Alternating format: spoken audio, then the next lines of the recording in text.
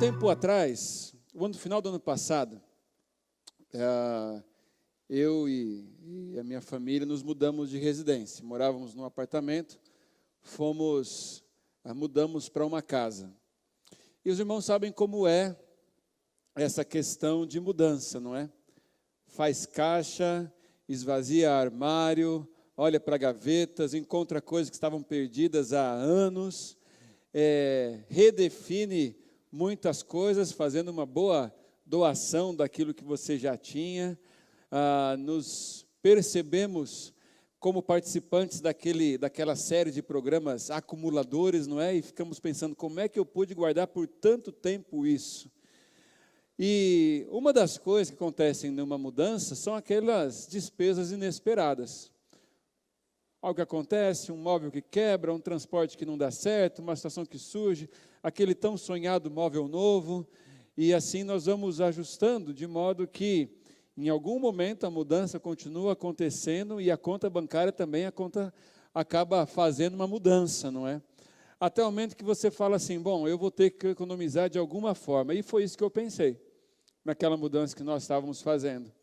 Eu resolvi que eu mesmo faria a instalação de alguns eletrodomésticos. Eu falei assim, eu vou gastar muito com isso, e preciso economizar, e aqui eu sei que eu dou conta, afinal de contas, eu fui preparado para isso, não é? Minha casa tem um homem que dá conta do recado quando o assunto é esse tipo de coisa. Trocar lâmpada e consertar chuveiro já tinha feito. É claro que queimado o chuveiro também tinha.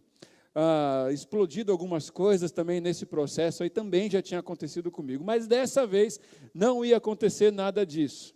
A minha missão naquela tarefa de economia e instalação era instalar um ventilador de teto. Quem aqui já instalou um ventilador de teto? Vocês sabem do que eu estou falando, não é? Expert nisso? Não precisa nem subir a escada, né? Nosso irmão aqui, para instalar. Só fazer assim. Queimou também? Ufa, mas eu não queimei. Espera aí, a história é diferente. O que aconteceu? Eu não sabia, não tinha ideia de como fazer. Afinal de contas, no ventilador de teto vem aquela plaquinha que vai no interruptor e tem aqueles fios aos montes ali e você tem que fazer várias conexões, enfim. Eu conversei com a pessoa que estava fazendo algumas instalações ali em casa e ele entendia do assunto, ele me passou rapidamente como é que deveria ser feito, e eu fui logo para a loja de material de construção civil, comprei o fio, comprei a fita isolante, me preparei. Quando eu cheguei, e a primeira tarefa que eu tinha para fazer era passar o cabo-guia, né, da parte ali do interruptor até o teto. Isso aí foi 10. Eu fiquei tão feliz que eu já me achei o eletricista quando aquilo aconteceu. Quando apareceu a pontinha do cabo assim, ó, né? Logo depois eu passei o fio e falei assim, bom, agora está tudo certo. Peguei o ventilador e quando eu fui instalar, eu pensei, bom, como é que era mesmo? Era o fio marrom com o fio... Eu já tinha me esquecido quais eram as cores e as conexões que deviam ser feitas naquele ventilador. E eu já não tinha mais contato com aquela pessoa. Meu cunhado sabe do que eu estou falando, não é? E aí, logo em seguida, o que eu pensei? Bom, é fácil resolver isso. Eu vou para o YouTube e vou achar um tutorial. Gente, tutorial é uma bênção, não é? Quem aqui já olhou um tutorial no YouTube para resolver algum problema? Pode ser sincero, pode ser sincero. Grande parte aqui dos irmãos que estão aqui já passaram por isso. E quando você vai procurar um tutorial, como instalar ventilador elétrico, né, ventilador de teto, porque é verdade, todos são elétricos, obviamente, para vocês verem meu nível de conhecimento, aparecem várias opções ali de ventiladores para serem instalados, e vários tutoriais também. E tem aquele tutorial de 2 minutos, tem aquele de 5 minutos, tem aquele de 8 minutos, tem aquele de 13 minutos. Você, como um expert em tutoriais, qual tutorial você buscaria? O de 2, e se tivesse um de 30 segundos, seria o de 30 segundos. O de 2 minutos, obviamente. Bom, eu peguei, olhei, analisei, fio azul com fio verde, no fio pá, beleza, estou pronto. Assisti umas 2 vezes para dar uma garantida, né? Enquanto eu fui subindo a escada, fui vendo a última vez, e chegou a hora então de eu instalar. Mas o que aconteceu? Os fios do meu ventilador não eram da mesma cor que os fios do ventilador do tutorial. Eu continuei perdido. E eu tive que fazer alguma coisa. Fui tentando, fui arriscando, né? Obviamente a chave do quarto estava desligada. E quando eu terminei de fazer a instalação, eu cheguei e falei assim, é agora, todos saem de casa, porque eu vou ligar, de casa não, mas saiam do quarto que eu quero fazer isso aqui sozinho. E aí liguei a chave, quando eu fui para o interruptor, pá, funcionou. Gente, vocês não têm noção da alegria, de como assim, pronto, estou pronto, agora é a hora, não preciso de mais nada, de mais ninguém. E testei, tudo funcionou, né? Dei uma olhada assim, juntei as coisas, falei assim, olha, vou fazer uma surpresa para a galera, né? Para a Daiane e para as crianças. Apaguei as luzes, o quarto das crianças tem 2 interruptores, apaguei as luzes com um deles e fui lá e chamei todo mundo. Gente, vem aqui que agora vocês vão ver um espetáculo acontecendo, não é? Quando eles chegaram, as crianças todas animadas, eu tenho um super pai que sabe instalar ventilador de teto. Então eu cheguei lá e liguei, fui ligar a luz, o ventilador, tudo ao mesmo tempo, assim, pá. Não aconteceu nada.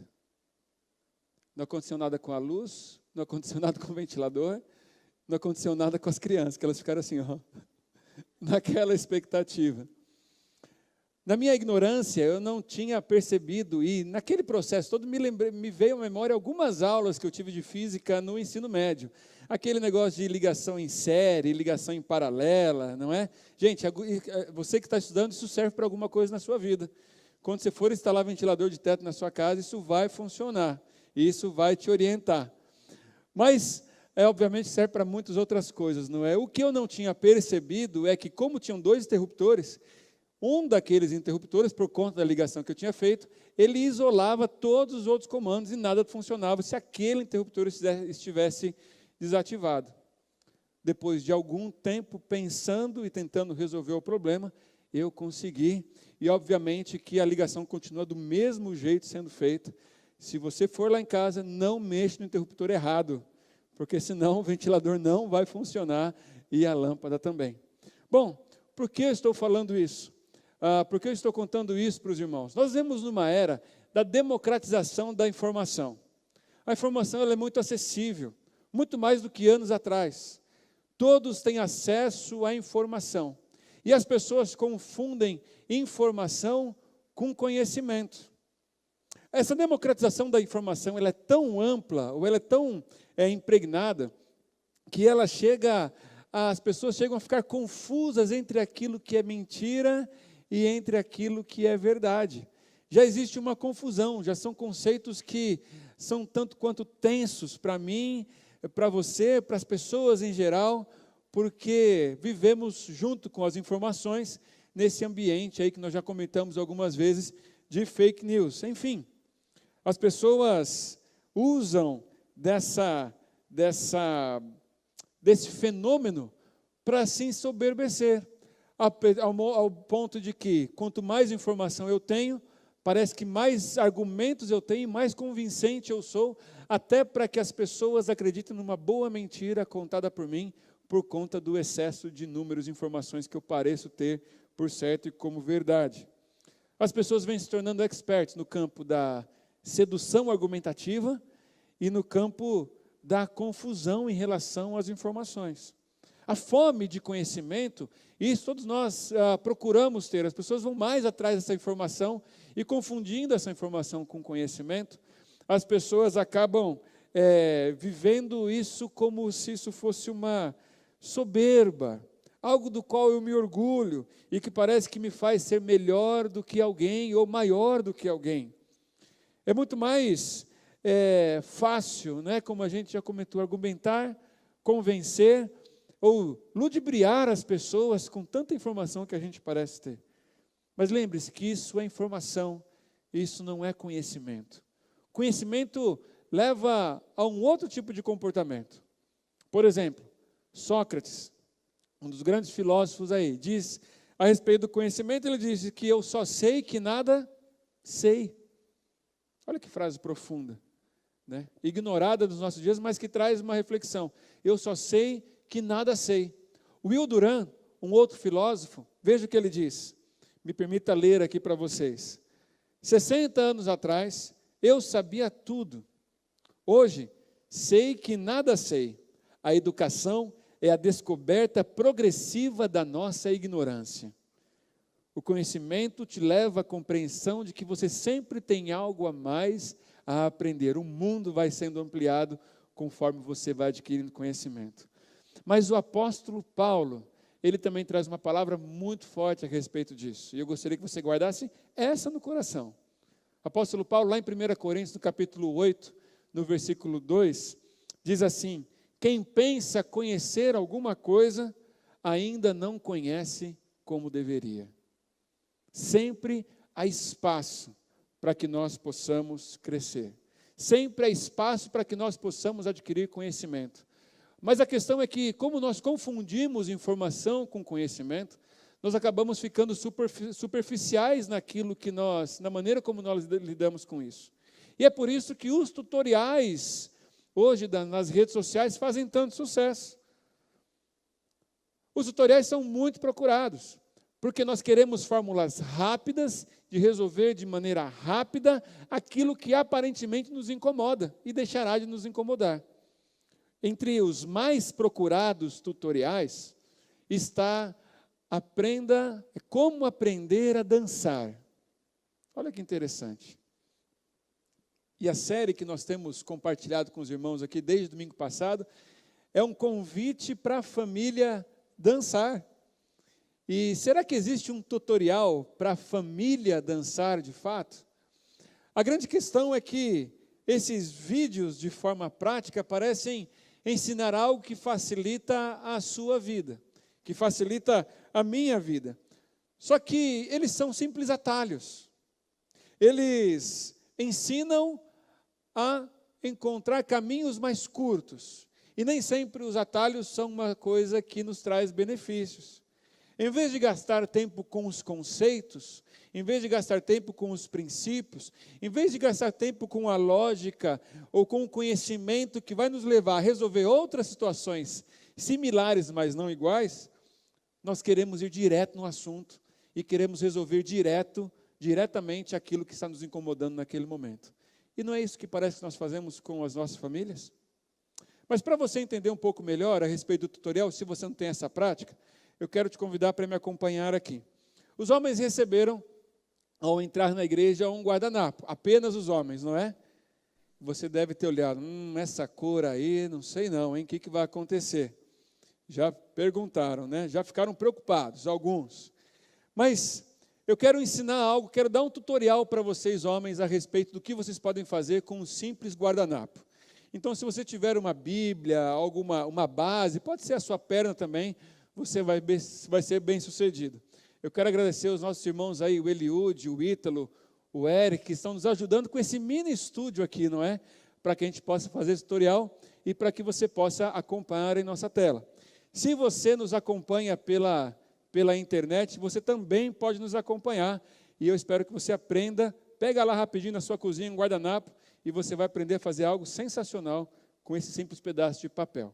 Mulheres, aguardem e vocês saberão por que vocês não receberam esse guardanapo, ok? Em primeiro lugar, deixe ele bem aberto, tá? Abre todas as faces.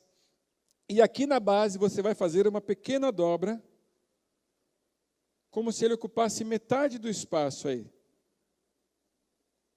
da folha, da primeira linha divisória, não é? Depois que você fez, são 6 passos, ok? Esse tutorial. Depois que você fez a dobra, você vai virar de modo que a sua mão esquerda fique com o pedaço que está com a dobra do guardanapo. O segundo passo é que você vai fazer um pequeno canudo, rolo, não pode ser muito apertado, mas também não pode ser muito largo. E você vai fazer um rolo sem pressionar, sem apertar.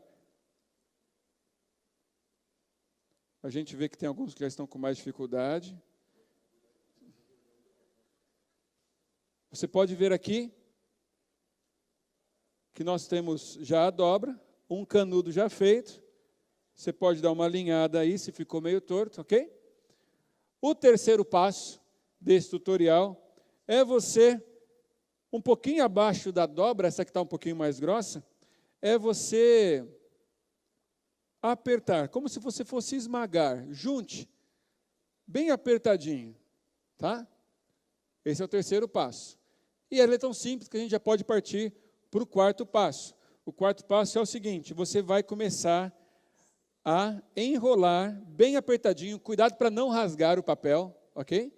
Tome cuidado para o papel não ser rasgado. E você vai enrolando, mas não enrole até o final. Até um pouco abaixo da metade aonde você vai enrolar. Bom, enrolando até um pouco abaixo da metade, você vai segurar e você vai procurar a ponta que está na parte de baixo. Tem uma pontinha aqui, ó. Você vai pegar essa ponta e você vai com muito cuidado, porque esse papel é fino, você vai dobrá-la para cima. Vai ficar um pouquinho bagunçado aí, mas é assim mesmo, tá?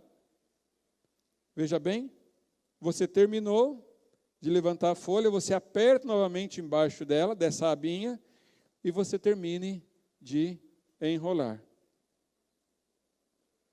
Você terminou? Você pode ajustar aqui na frente. E aí, você pega essa obra de arte que você fez e você pode dar para sua esposa, para sua namorada, para sua noiva. Enfim, você pode fazer aí um carinho bem romântico na pessoa que está junto com você aí. Olha só que bonitinho. Ficou bem feitinho aí, Carol? Deu certo? Mais ou menos? Mas pensa que foi feito com carinho, né? Homens, baratíssimo. E olha o efeito que isso provoca nas mulheres, não é? Hã? Não precisa de muito para agradar aí as nossas mulheres.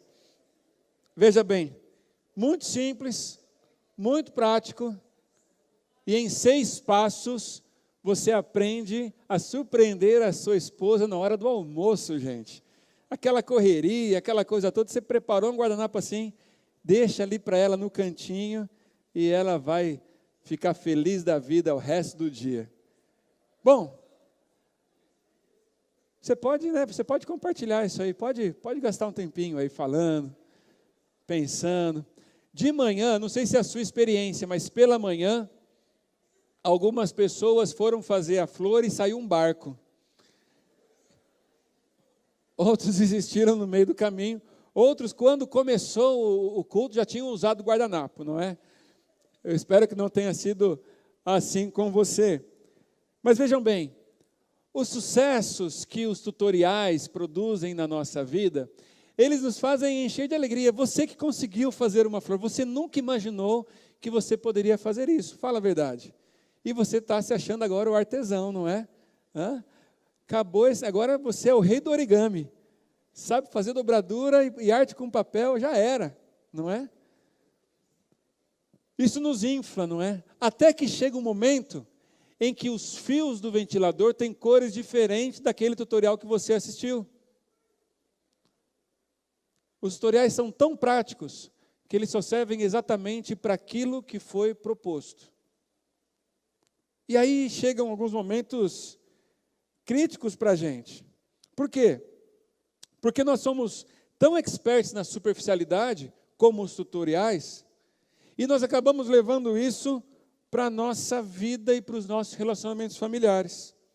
É certo que quando você entra no casamento, você já tem alguns tutoriais pré-programados e que você assistiu inúmeras vezes, mesmo que você não quisesse.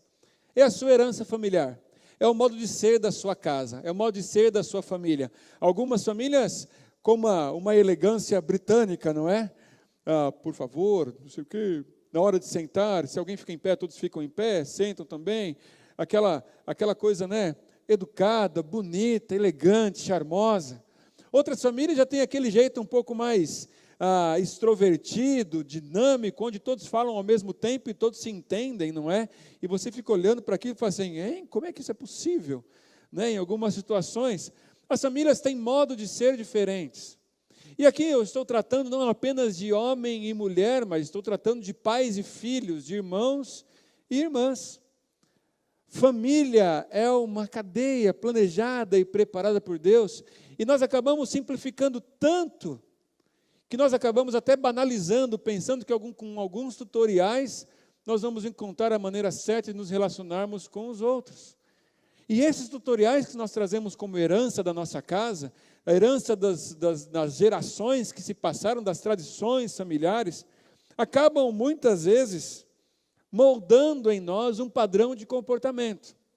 E quando nós chegamos na composição de uma nova família, esse padrão de comportamento meu, que é diferente com o da minha esposa, vai provocar, evidentemente e inevitavelmente, uma rota de colisão. E nessa rota de colisão, muitas coisas podem acontecer. Se nós somos inflexíveis, se nós somos muito rígidos nesses tutoriais que nós assimilamos, nós vamos ter grandes dificuldades em nossos relacionamentos.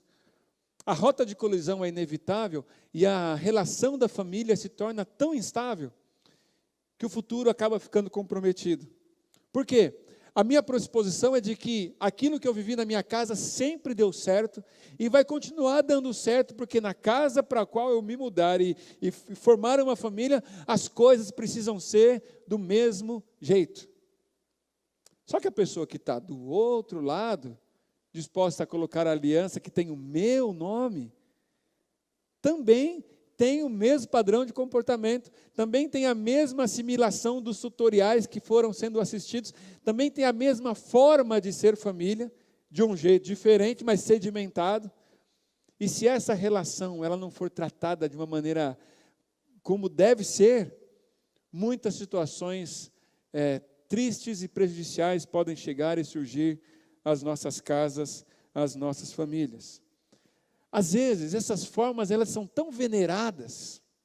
Às vezes, esses modelos, eles são tão idolatrados, quando nós chegamos num relacionamento, que até mesmo 20, 30 anos depois, os conflitos continuam a respeito disso. De modo que, pode ser que não haja divórcio, mas o casamento já acabou há muito tempo. Pode ser que os que nós trazemos pode acabar sendo incompatível com a vida familiar e conjugal. Bom, uma boa parte das pessoas que procuram apoio pastoral na relação do matrimônio, do casamento, nas relações familiares, vem com a seguinte proposta: como é que eu faço para dar certo? Essa é uma pergunta de tutorial. Queremos mais uma vez respostas rápidas. Queremos mais uma vez soluções rápidas. Queremos mais uma vez resolver isso no estalar de dedos. Porque a nossa percepção do como é que eu faço é como é que eu faço para mudar ele? Como é que eu faço para mudar ela? Como é que eu faço para transformar aquele gene que eu não aguento mais? A nossa percepção é de um tutorial para consertar o outro, para mudar o outro.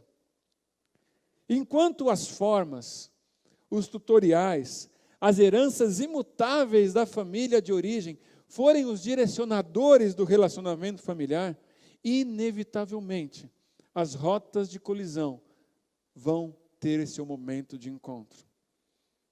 E sabe uma outra questão, além da herança familiar, é que nós muitas vezes vivenciamos a família com a idealização da família perfeita. E família perfeita, queridos, só existe em pote de margarina. Vocês sabem do que eu estou falando. Nós idealizamos a família com perfeição. E nós encontramos na nossa experiência, nossa relação familiar, as grandes tensões. A gente percebe, não está sendo perfeito como eu sonhei. Não está sendo ideal como eu planejei. Agora, se nós fôssemos basear os modelos de família que a palavra de Deus nos apresenta, será que eles estariam estampados no pote de margarina? Pense comigo. Abraão, por 2 vezes, apresentou a sua esposa diante de um possível inimigo como se ela fosse sua irmã. Imagine você, esposa, amada, querida, e o seu marido com medo de morrer, chegasse para um possível inimigo e falasse assim: essa aqui é minha irmã. Não é minha esposa, não, é minha irmã. Por quê? Tomar a esposa de alguém é adultério. Tomar a irmã de alguém é uma proposta de casamento. E era isso que podia acontecer com Sara. por conta daquilo que Abraão havia feito. Mas Sara também, por sua vez, teve aquela relação onde ele oferece, sem confiar nas promessas de Deus, oferece a sua serva para que Abraão resolvesse o problema da descendência. E Abraão se deixa levar por Sara, e aí vem Agar, e vem Ismael, e nós já conhecemos a história. Será que Abraão estaria com a sua família num pote de margarina? Será que Davi estaria com sua família num pote de margarina? O grande rei de Israel, um homem segundo o coração de Deus, que deixa de guerrear, e ao olhar para uma mulher, a deseja, chama, toma, comete um assassinato para esconder a gravidez daquela mulher, e logo na sequência, quando tudo é revelado pelo profeta de Deus, a sua família se torna um grande caos no decorrer da história. Eu não estou contando um segredo, a palavra de Deus está revelando isso a respeito do homem que é segundo o coração de Deus. Imagine Sansão, um homem que cresceu num ambiente com a promessa de ser o libertador de Israel. Ele desonra os seus pais porque ele quebra os votos que seus pais fizeram. Ele pega uma mulher que não era do seu povo, pelo contrário, era do povo inimigo para ser sua. E ele entrega de mão beijada por uma paixonite o maior dos seus segredos que poderia conduzir a nação de Israel à libertação naquele tempo de sofrimento que eles viviam. Será que essas famílias, pelos seus formatos, pelas suas formas, pelos seus modelos, poderiam ser classificadas para participar de uma campanha de margarina? Será que eles poderiam aqui estar em nossa comunidade de hoje dando um testemunho? Ou seja, não existe família perfeita, não existe família ideal, e a palavra de Deus, ela é clara a respeito disso. Ela é tão clara a respeito disso, que nós precisamos compreender e assimilar isso para nós, na percepção de que os conflitos familiares, de que aquele que convive comigo, de que aquele que Deus colocou no meu lar, minha esposa, meus filhos, aqueles que vivem nesse ambiente geracional, quase que transcultural, não é? Eles são instrumentos de Deus para tratar a minha vida e tratar o meu caráter. E isso não vai ser resolvido com tutoriais, porque os tutoriais são superficiais. Os tutoriais não vão até o cerne da questão. Os tutoriais não ensinam os princípios ou os conceitos do porquê aquilo deve ser daquela forma. A palavra de Deus não trabalha com formas. A palavra de Deus não trabalha com tutoriais. Você não vai encontrar um tutorial na Bíblia a respeito de 7 passos para ter uma família perfeita, ou de 5 passos para isso, ou de 7 passos para aquilo. A palavra de Deus não trabalha com passos, modelos de tutoriais, ou de formas para que as coisas deem certo. A palavra de Deus trabalha com princípios. E princípios são um grande desafio para mim e para você, exatamente porque nós vivemos na era da superficialidade. E o princípio, ele vai na profundidade. O princípio, ele deve ser referência para o modelo. O princípio, ele deve nortear, sem engessar. Ele direciona. Mas conforme surgem situações novas, aqueles princípios da palavra de Deus continuam me orientando.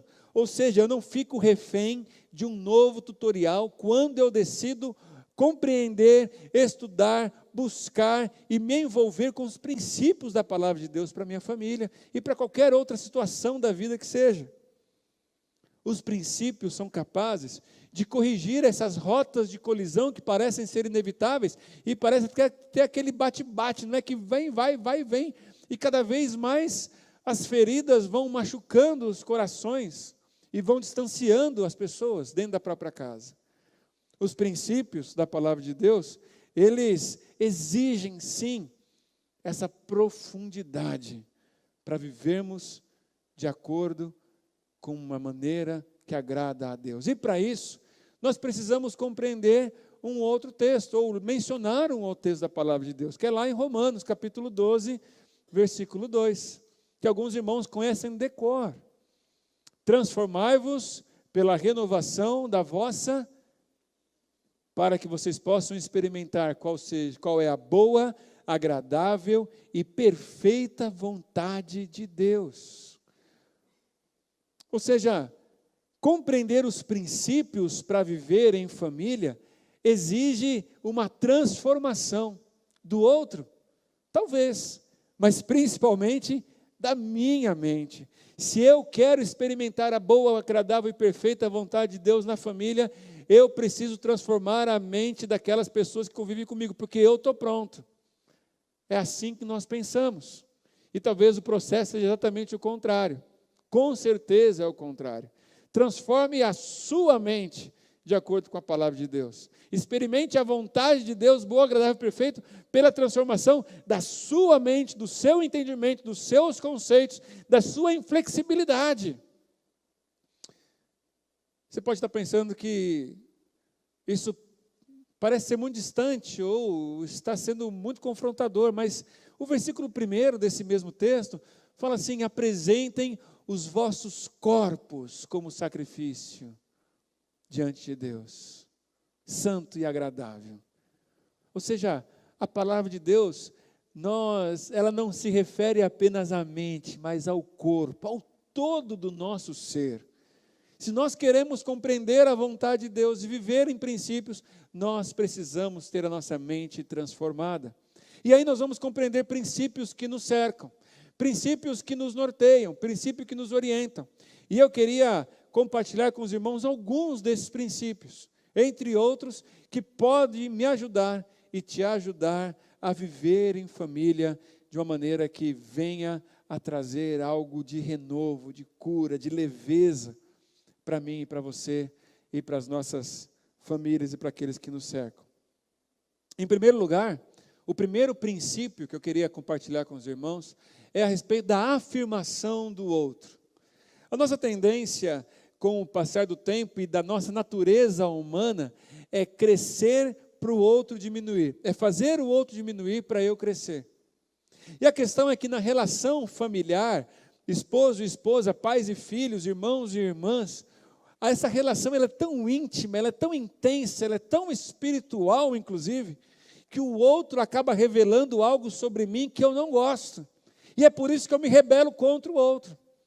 Muitas vezes, a minha ira do outro, a minha raiva do outro, o confronto que o outro gera em mim, que me gera um escândalo ou um desgaste, não é por conta de uma característica do outro, mas é aquilo que o outro mostra a respeito de quem eu sou. Como é que ele é capaz de despertar sentimentos tão em ebulição, tão intensos em mim, que eu não gostaria de vivenciá-los? É porque o outro, na presença de Deus, no seio da família, é capaz de revelar a você e a mim quem nós somos. E ele desperta em mim e você uma revelação do nosso caráter que tem que ser transformado, caráter que tem que ser moldado, caráter que tem que ser modificado. Nós precisamos crescer, mas nós não crescemos quando o outro diminui. A afirmação do outro é a aceitação daquilo que ele tem a contribuir comigo, para que eu cresça, na certeza de que Deus o escolheu para estar ali, de modo que ele seja abençoador na minha vida e na minha história. Quando eu afirmo o outro, eu cresço junto com ele. Quando eu permito que o outro floresça, eu cresço junto com ele. Quando eu permito que o outro seja, eu sou junto com ele. Afinal de contas, a palavra de Deus nos ensina que nós somos uma só carne no relacionamento conjugal. Então, o primeiro princípio, afirme o outro. Reconheça que o outro tem algo a contribuir com o teu caráter. E quem sabe, aquilo que é provocado em você por conta de uma atitude do outro, tem mais a ver com você do que com ele. Isso na presença de Deus e numa disciplina de nossa natureza humana precisa ser colocado dia após dia em reflexão e em meditação. Você se lembra? Princípios são diferentes de formas. Princípios são diferentes de tutoriais. Não é superficial, é profundo, é intenso, às vezes é doloroso, mas é extremamente necessário se nós queremos viver num ambiente familiar saudável. O segundo princípio tem a ver com a interdependência. Uma interdependência que é cheia de bondade e de gratidão. Uma só carne. Nós temos lá no livro de Gênesis, talvez um versículo que seja mencionado em todos os casamentos que sejam feitos por aí. Essa interdependência é um mistério criado por Deus. Como pessoas diferentes podem desfrutar de um mesmo ambiente, habitar no mesmo lugar e crescerem juntas e serem juntas. Paulo mesmo afirma que homem e mulher não pertencem mais a si mesmos, mas um pertence ao outro. Eu não pertenço mais a mim, mas eu pertenço a Daiane, minha esposa, e ela não pertence mais a si mesma, ela pertence a mim. Essa interdependência, nós temos um problema muito sério dos nossos dias aqui. Existe uma guerra de sexos em nossos dias. Existe uma guerra intensa, onde parece que essa interdependência, ela exige, ou ela significa sobreposição. E sobreposição significa você oprimir o outro, você dominar o outro, você subjugar o outro. Mas a interdependência, no princípio, na palavra de Deus, tem a ver com complementação. Eu sou eu junto com minha esposa, você é você junto com o seu marido, junto com a sua esposa.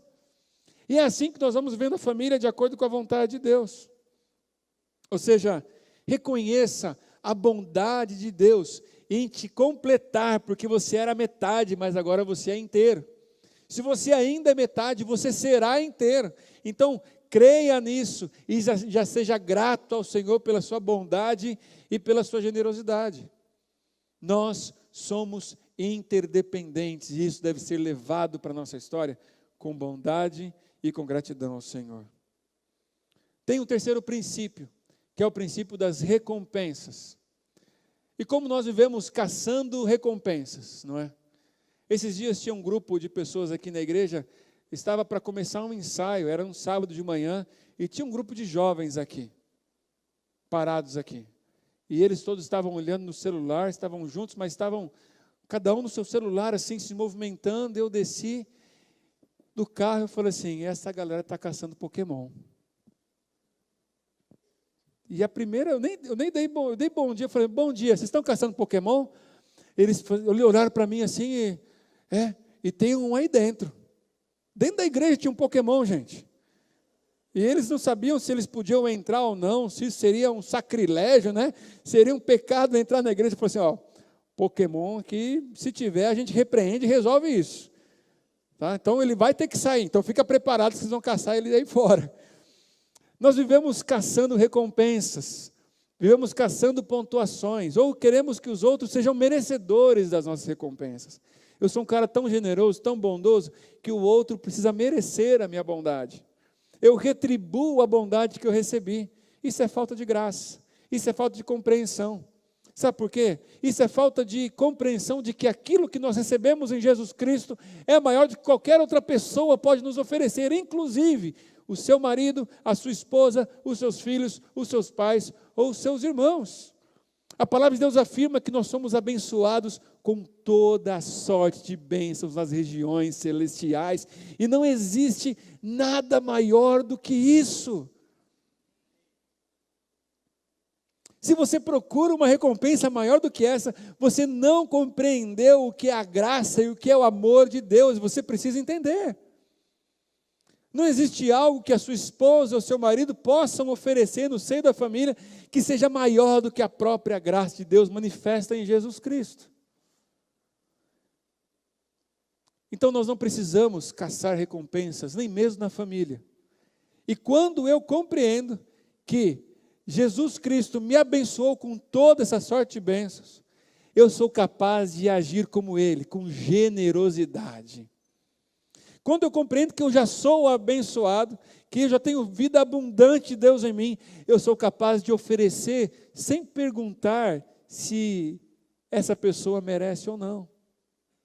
Fuja dessa mentalidade das recompensas e seja um doador de bênçãos na sua casa, na sua família. O quarto princípio é a fé e a confiança. E isso tem a ver ainda com confiarmos nos propósitos de Deus. É Ele quem sustenta a família. Existe um único fio condutor que sustenta toda a família, é a graça de Deus. Não é o seu caráter, não é a sua habilidade, não é o seu talento, não é a sua materialidade, não são os bens que nós temos, não são as viagens que nós fazemos, não é nada disso. O que sustenta a família é a graça de Deus, e eu e você precisamos confiar nessa graça. Porque pela graça é que nós somos salvos, mediante a fé, e isso não vem de nós, isso é dom de Deus, e não de homens, para que ninguém se glorie. E a partir daí nós somos obras dele, feitos para as boas obras, que ele preparou de antemão para aqueles que são seus. Ou seja, nós podemos confiar, você pode confiar, você pode depositar a sua vida e a sua esperança nesse princípio da graça, e ter fé de que se há situações que geram ansiedade, angústia em relação à sua casa, é a graça de Deus que sustenta, e é pela força dele, e é pelo mover do Espírito dele, que eu e você podemos crer, esperar, acreditar e confiar de que ele tem sido bom para conosco, e ele há de sustentar a nossa casa. Tem outro princípio, o princípio da esperança, e aqui eu tenho que compartilhar com vocês Jeremias capítulo 29, versículo 11, que diz assim: eu conheço os planos que tenho para vocês, diz o Senhor, planos de fazê-los prosperar e não de lhes causar dano, planos de dar-lhes esperança e um futuro. A esperança no Senhor é uma esperança ativa. A esperança no Senhor não está baseada naquilo que eu sinto ou naquilo que eu vejo. A esperança no Senhor está baseada naquilo que eu creio e confio a respeito da sua palavra. A esperança de que Ele é fiel em cumprir todas as suas promessas e de que a sua aliança não será quebrada. A esperança de que essa aliança que foi firmada na presença dEle, ela é inquebrável, ela é indissolúvel, porque Ele não nega a sua aliança, Ele não rejeita a sua aliança, e Ele não desfaz e nem descumpre qualquer de suas alianças. É por isso que eu e você podemos ter esperança, e a cada dia que vierem lutas e dissabores e angústias, nós temos que olhar para essa aliança, se você é casado, que você use, você tem que crer no Deus de toda a esperança, e ter renovado em você, porque Ele é Deus de vida, Ele é Deus de abundância, Ele é Deus em quem nós podemos confiar, em quem nós podemos esperar. A espera, ela não é solitária. Nós não esperamos por Ele, nós esperamos nele, esperamos com Ele. E é nesse relacionamento de intimidade que alcançamos a profundidade e compreendemos que nós podemos viver, sim, uma vida de esperança na presença dEle. E por fim, é a demonstração do amor. E se nós vamos falar sobre demonstração do amor, nós temos que remeter àquele que é o modelo, sim, para todas as coisas. Jesus Cristo, Filho de Deus, o nosso Salvador, que nos amou até a morte, morte de cruz. Nos amou ao ponto de entregar a sua própria vida em favor de nós. Nos amou com renúncia, nos amou com humildade, nos amou com entrega, nos amou com a cruz. Então a nossa demonstração de amor, ela precisa compreender primeiro que Deus ama você e que Deus me ama, e que nesse amor nós somos capazes de amar. Afinal de contas, a vida é uma demonstração de amor de Deus por você. Todos os dias os pássaros cantam, todos os dias o sol nasce, a chuva rega a terra, você acorda, a vida se renova. Todos os dias parece que existe uma música de Deus sendo tocada para mim e para você, para nós percebermos o quanto Ele nos ama.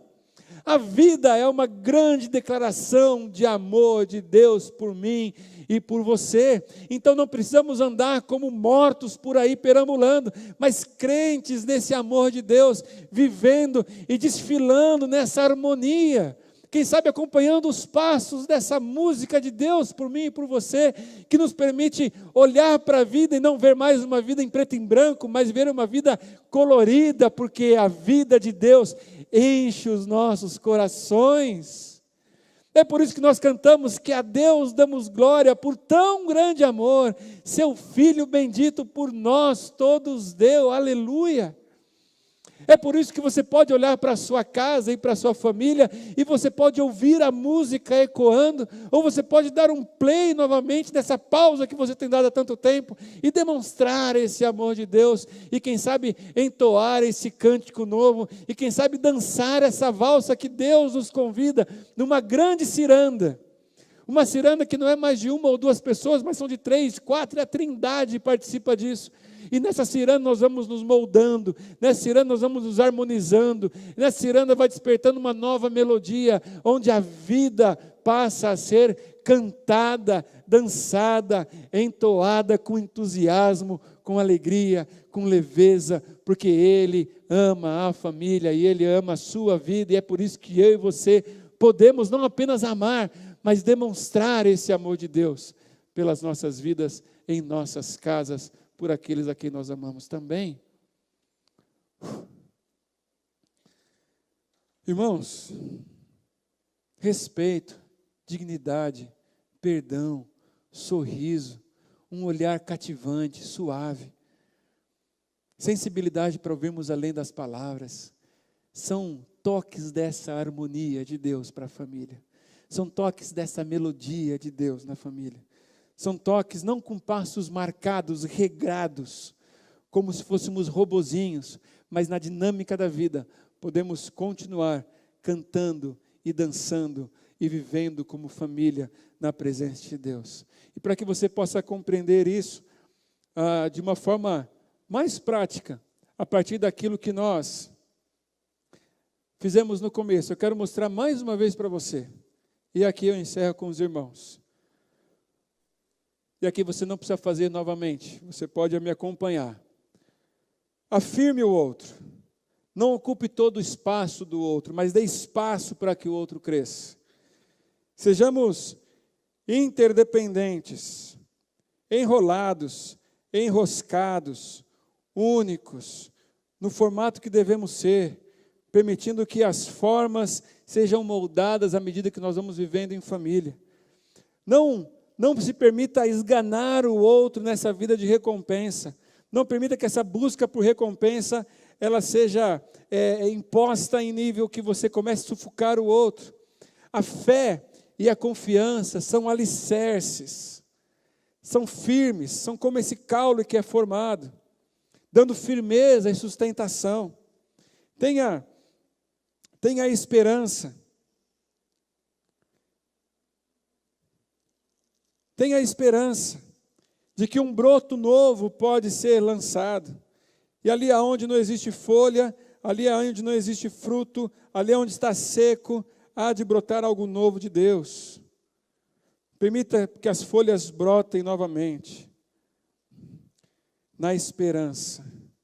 E então, por fim, demonstre o amor. Demonstre o amor. Permitindo que Deus, sendo o centro da família, nos ajude a ver as flores e a cantar a música que Ele entoa para mim e para você, todos os dias da nossa história em família. Que o Senhor nos abençoe. Vamos orar?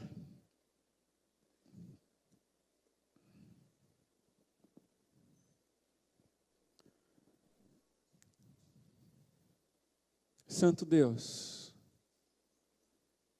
Seu nome é poderoso. Seu nome é capaz de levantar os mortos. Seu nome é capaz de quebrar as correntes. Seu nome é capaz de acalmar o coração aflito. Seu nome é capaz de nos fazer dançar, de escutar a música dos céus e vivermos uma vida mais leve.